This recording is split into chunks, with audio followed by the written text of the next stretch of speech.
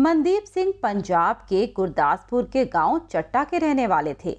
इनकी पत्नी का नाम मनदीप कौर है और इनके 2 बच्चे हैं। एक बेटा 4 साल का और दूसरा अभी कुछ दिनों पहले ही हुआ था। मनदीप सिंह के घर में कुछ ही दिन पहले खुशियां आई थी। मनदीप सिंह घर पर अपने छोटे बेटे के साथ खेल रहे थे और अपने परिवार के साथ अपनी खुशियां बिता रहे होते हैं और कुछ दिनों बाद दिवाली भी आने वाली थी।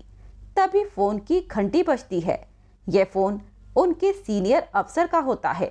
वो मनदीप सिंह को वापस ड्यूटी ज्वाइन करने के लिए बुलाते हैं, लेकिन वहीं खड़ी उनकी पत्नी ये सब देख रही होती है।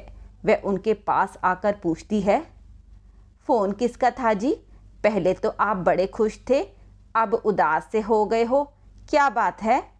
मेरी छुट्टी पूरी हो गई है, अब मुझे जाना होगा। मेरे सीनियर अधिकारी का फोन था, उन्होंने कहा है कि आज ही शाम को मेरी ट्रेन है और मुझे किसी भी हालत में पहुंचना है। लेकिन ऐसे कैसे? आप इतनी जल्दी मत जाइए, अभी तो अपना बच्चा पूरे 1 महीने का भी नहीं हुआ और वीर आपसे बहुत नाराज हो जाएगा और ये दिवाली आपके साथ मनाना चाहता था और अभी आप जा रहे हो। हाँ पता है, इसे छोड़कर जाने का मन तो मेरा भी नहीं करता, लेकिन देश की आन बान और शान सबसे पहले। मनदीप सिंह इतना कहकर तैयार होने अंदर चला जाता है। तैयार होकर मनदीप सिंह अपने माँ बाप और बीवी बच्चों से मिलकर स्टेशन पर पहुंच जाता है। उसकी पोस्टिंग जम्मू कश्मीर के पुंछ जिले में थी। दरअसल घाटी में अल्पसंख्यकों की आतंकियों द्वारा हत्या किए जाने के बाद सेना की तलाशी अभियान तेज हो गया था। हाल ही में हुई एक मुठभेड़ में सेना ने एक आतंकी को मार गिराया था, जबकि एक पाकिस्तानी आतंकी फरार हो गया था। आतंकवादियों ने पुंछ के पीर पंजाल में सेना पार्टी को जंगल क्षेत्र के सुरनकोट में निशाना बनाया, जब उन्होंने एक विशिष्ट इनपुट पर घुसपैठ विरोधी अभियान शुरू कर दिया था। अगले दिन रात को मनदीप सिंह का घर से फोन आता है। पापा पापा, आप दिवाली पर आ जाओ ना पापा, मेरे लिए बम पटाखे और मिठाइयाँ कौन लाएगा? आपने कहा था। हाँ बेटा, मैंने कहा था, पर मुझे यहाँ आना भी जरूरी था। वहाँ आपकी मम्मी बहुत सारे पटाखे सब दिलवाएंगी और अब आपको सो जाना चाहिए। फिर मनदीप अपने बेटे को मनाने लगते हैं कि वह फोन अपनी मम्मी को दे दे। कई मिनट और ढेर सारे खिलौने दिलवाने का प्रॉमिस लेने के बाद उसका बेटा फोन अपनी माँ को दे देता है। कैसी हो माँ? बाबूजी सब ठीक है ना? और छोटा बेटा भी ठीक है? हाँ जी, सब ठीक है। आप भी ठीक हो ना? हमारा छोटा बेटा क्या कर रहा है? ये उसकी पहली दिवाली आएगी, तुम ख्याल रखना सबका। अभी तो सो रहा है। आप ठीक हो ना? हाँ मैं भी बढ़िया हूँ। मैं तुमसे बाद में बात करता हूँ, कल सुबह जल्दी जाना है। इतना कहकर मनदीप सिंह फोन रख देता है और जैसे ही सुबह होती है तभी इंटेलिजेंस की रिपोर्ट आती है।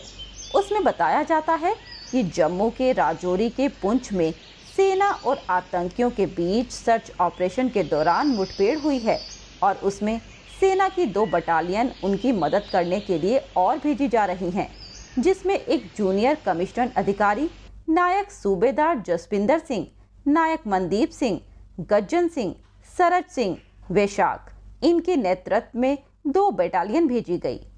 आतंकवादियों के सुरक्षा बलों पर गोलीबारी करने से अभियान मुठभेड़ में तब्दील हो गया।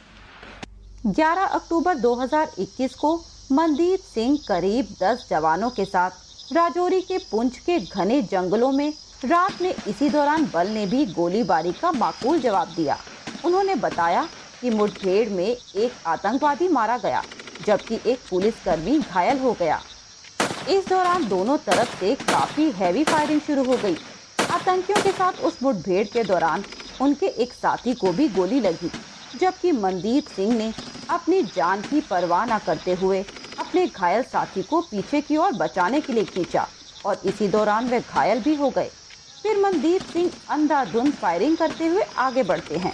अचानक एक छिपा हुआ आतंकी फायरिंग करता है और कई गोलियां मनदीप सिंह को लग जाती हैं और फिर भी आतंकियों का वे डटकर मुकाबला करते रहे और इसी दौरान आतंकियों का मुकाबला करते करते मनदीप सिंह ने अपना जीवन का बलिदान दे दिया।